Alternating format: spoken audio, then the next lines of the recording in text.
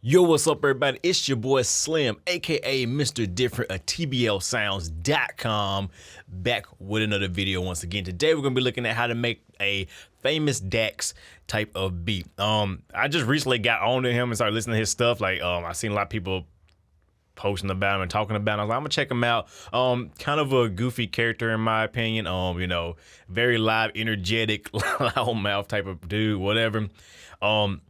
His beats really aren't that impressive. The beats he get on, they're very simple, but I guess it's the way he hypes it up and the way he raps and the way he just do all these crazy ad-libs like that makes his stuff sound a lot better. I mean, and he has a weird talk. I mean, he's have a weird way of rapping that's just like, okay. But I mean, it's that turn up music that's what people want to see. And I decided to make it be like I say, his beats aren't that impressive. They're like very simple, not very well mixed either. So it's like there's really a lot of room for error when making his type of beats. But like I say, it's mostly simplicity and just getting the hype train going and getting all hype. So I'm going to show you how I made this beat, one of the beats I made, and we're going to break it down like we always do. And remember, I'm not trying to make a beat exactly like him. It's just like, you know, using some techniques that, you know, I heard in some of his beats that kind of make something similar. So do keep that in mind. So let's listen to the beat and then let's get into the breakdown. Here we go.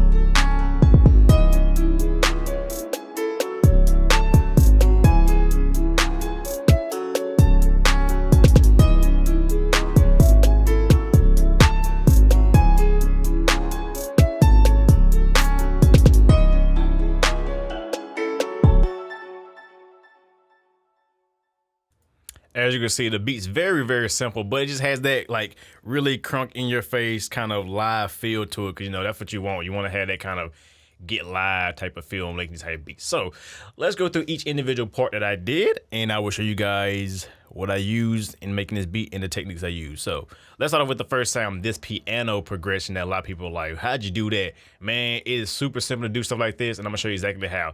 So this is what it sounds like.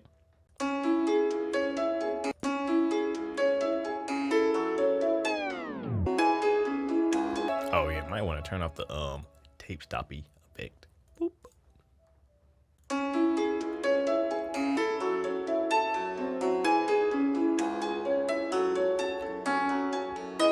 Now, would you believe that's an ARP? Actually, that's actually an ARP. It's actually an ARP. So I'll show you guys. Let me bring it up. It's actually a atmosphere patch, to be honest with you. But even so, playing stuff like that is super easy to play. It's just really knowing your chords and everything, but you don't need no scales and no chords and no music theory. Just need no simple chords. But anyway, it's a patch called Pluck Dream Piano ARP. Like I said, it was an ARP. This is what it sounds like without gross beats, because it has gross beats on there.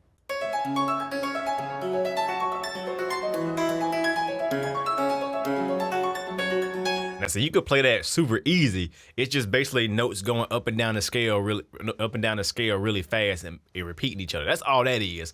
But once you add in gross beats to it, it kind of makes it sound like you're playing a real piano because it's half-time speed. So like I said, I got on half speed. Now you get.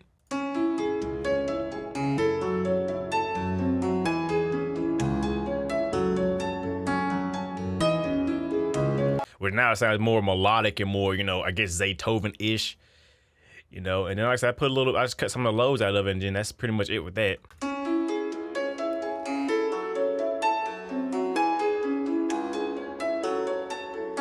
and that just give it that sound. So yeah, sometimes easy, sometimes sometimes it's easy to just find a nice little ARP.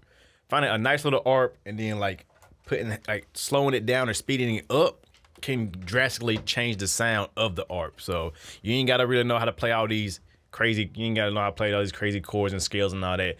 Like I said, some simple as finding a simple little ARP like that can really make a big difference. And that pretty much, that's the main melody right there. That's all you need. Next is the 808s. Very simple 808. Like a Zaytoven-ish 808. You can get it, like I said, out of, I don't know, there's like Lex Luger kits. John Gianno got a bunch of them. Drum Select got a bunch of them. I mean, there's just all kind of places you can get that 808. It's a very squishy sounding 808, nothing spectacular. I actually have nothing on it this time, so no distortion like that, because it already has that distortion sound. You listen to it, and it has that sound I was looking for. He listens to a lot of his 808 samples and his beats. They all pretty much sound the same. Like I said, they got that kind of Zaytoven-ish type of sound. So I just use it like that and kept it as simple as possible, because sometimes you don't need no simple thing. The only thing I really did was kind of go a little bit crazy with the pattern. Nothing special, but just kind of hit every so often. Then, like I said, in most parts, it does like that triplet like hit. So you got, I know there's a lot in a lot of his beats. You hear that do-do-doom-doom. You know, you hear that sound. So I made sure I put that inside of the beat. That's really it. And this is just simple pattern. Just, and then you do it again and go do-do-doom-doom. No, because like I said, that's what happened in a lot of his beats. Next up is a clap. I use 2 claps, a little kind of dry clap. I use this kind of cool. Wait, where is it? Let me go to the next clap. I clapped a little delay to it, and I put a lot of reverb on the second clap. And you see the first clap is dry. Second clap has Valhalla reverb, and it's raining like hell outside. And put both of them together, you get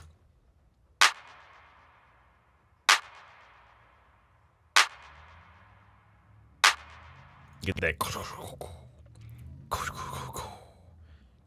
you know, you get that cool sound, which, you know, that's what I like. Like I said, I always use 2 claps and 2 snares, and I put one with reverb on and one without and blend them together to kind of get my reverb snare, just because it makes it sound a lot more, it makes it fit better in the mix.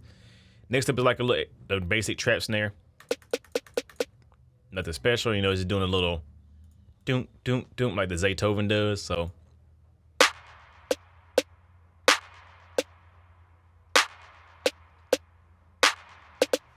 And like I said, I had the randomizer function on it, which if you don't know what it is, you press Alt and R, you get the randomizer, and I randomize the pan, so the pan's going all over the place.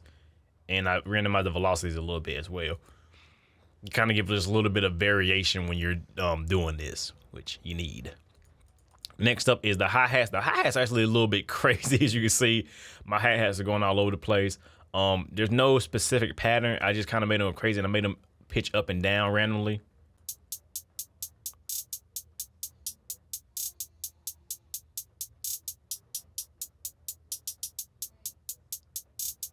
And then the second part, I did a couple little different changes in there.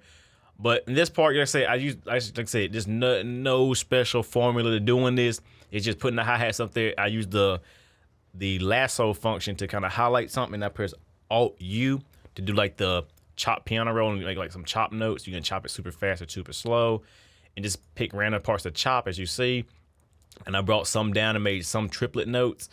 And just kind of brought part of the pitch up and down in random spots, and just kind of give a little variation, a little bit of, you know, movement. So you play it with the stuff, it goes.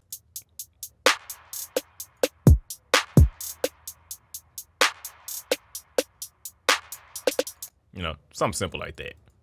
Next up, like if you see the trend, this beat's very simple. Cause I say you don't need to be crazy and do all these crazy melodic, crazy keys and chords and scales and all that to make hard type beats.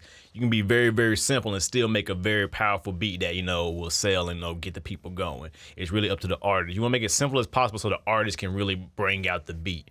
You know what I'm saying? So don't think you got to go super complex and simple with chords and scales and melodies and stuff like that, because you don't need that. That's a misconception. Anyway, next up to the drum sample. Just a drum sample. Nice little drum, as usual. You know what I did to it? EQ the fuck out of that thing. So we got to cut some of the highs. I put it in my my virtual mix rack, which is my favorite plugin to use. I cut about 60 hertz on the lows, And then I added some compression. This is a 11 to 76 compressor and just a standard compressor. Just drive it in there, put your input, and got a medium attack and a fast release. And also use that in compressor. And then I got my decapitator on there, just driving the shit out of it.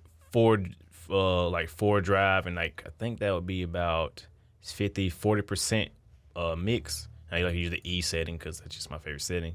And that just gives it that punch. So if you take it off, you have and bring it in.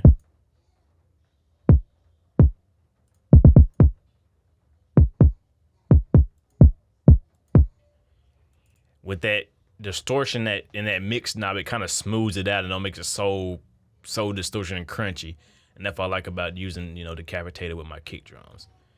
And then you hear it all with all the percussion you get.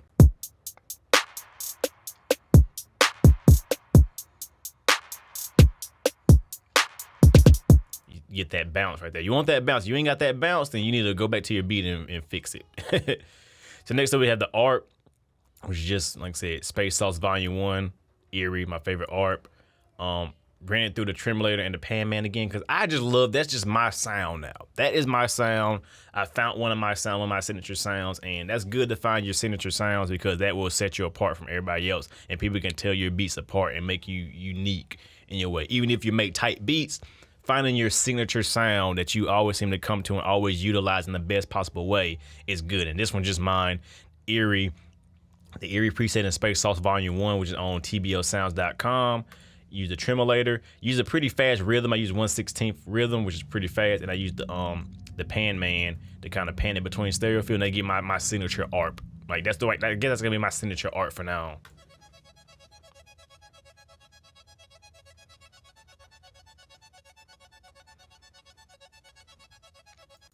That's just my signature ARP, and I like it. That's just me.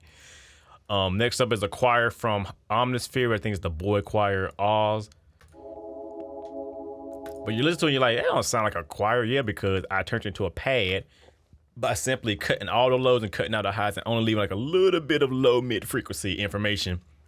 And that will give it that kind of pad-like sound. So if you take off the effects, like if I go here and take out the effects,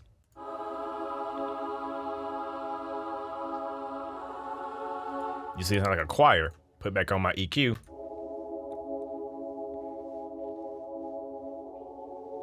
And that's a great way to turn a choir into a pad easy. Just cut the highs and lows. You ain't gotta do no special freaking, sound design to do that. You just EQ it. You can turn a choir to a pad instantly. Next up, I use a cymbal, open cymbal, and a chant that you really can't hear, but it's there. And I pan them each to opposite directions, and they hit on the same time. So.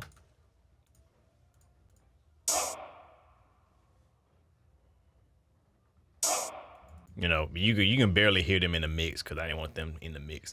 And last but not least, I use this little bell sound, which is an Omnisphere bell. Once again, I'm starting to use Omnisphere a lot more now because I'm actually starting to like it. I didn't like it when I first bought it, but now it's like, you know what? Why not? I like Omnisphere now. It's cool. It's actually pretty decent.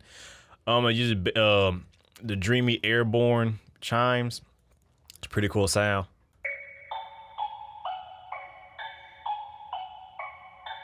It's a very repetitive pattern that only comes in during the chorus and I think one time in the verse. The reason I use this because it sounds like it's being chorused. It's like it's being super, like very coarse and detuned, and it gives it kind of a out of tune sound, which sounds really good in the beat, especially when it comes in on a couple parts in the beat, nothing special. And you see, I'm only using like 12, 13 sounds right here, which where's number 12 at? That's weird. Okay. Oh yeah, 12's over here. It's my mix bus. Forgot. All right, and I'll show you guys how you get your mix bus over here too. 'Cause that's cool. How you can route everything to your mix bus. It's pretty simple. 'Cause a lot of people ask that. Let's go to the arrangement. The arrangement ain't nothing. Like I said, super simple, super minimalistic. The intro is like just the piano quiet chord playing. Then the 808s come in. Then it's like boom, hits you with everything right there. Then it breaks into, like I said, because his beats are very simple. Because like I say, it's really his voice getting live and going whoa whoa ooh, and all that good crap he be doing. And that's what you really want to focus on. You want to give it enough where you can let the energy and all that craziness go on during the verse. Keep it simple. Don't do complaints. Don't be doing all these crazy breaks and drops and stutters and all that. You can do that, but trying to keep it minimal. Just change it up every 8 bars, have a different pattern going on to keep it, interesting. Like see claps coming here, hi-hats here, then the bells, then the hi-hats coming, just keep it evolving, but don't have it going all gross beats through the whole beat, because you're only gonna set yourself up for failure in the end, and nobody wants to buy a beat like that, especially these new artists. So yeah, now I add the tape stop at the intro, like always. That's just me. Oh yeah, I gotta turn it back on now because I turned it off. Boop, boop.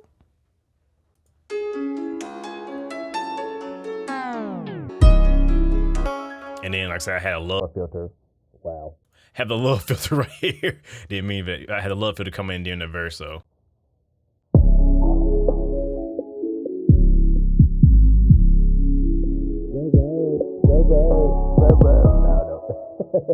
I don't know what you're gonna do right there, but yeah, that's just that.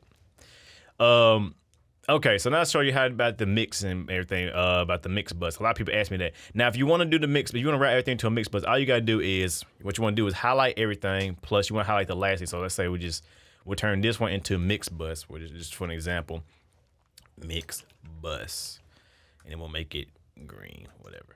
What you want to do is highlight. You want to hold Control and you want to click and drag all the way here. Then you want to right click this one and go to track routing, and you want to go to route. It should be right here, route to selected track, this selected track only. So when you do that, it's going to route all these tracks to this one, and this one's going to route to the master. Okay, I already did it, so I'm not going to do it this time. Now, how do I get this over here so where it's away from all this? All you got to do, if you click off, if you right click, you go to dock to left. Boom. Puts it on the left. Or you can dock it to the right, you can dock it to the middle, you can dock it whatever you want to dock it. It don't even matter. You can dock to the right. Now it's over there. You can dock it back in the middle. Boom.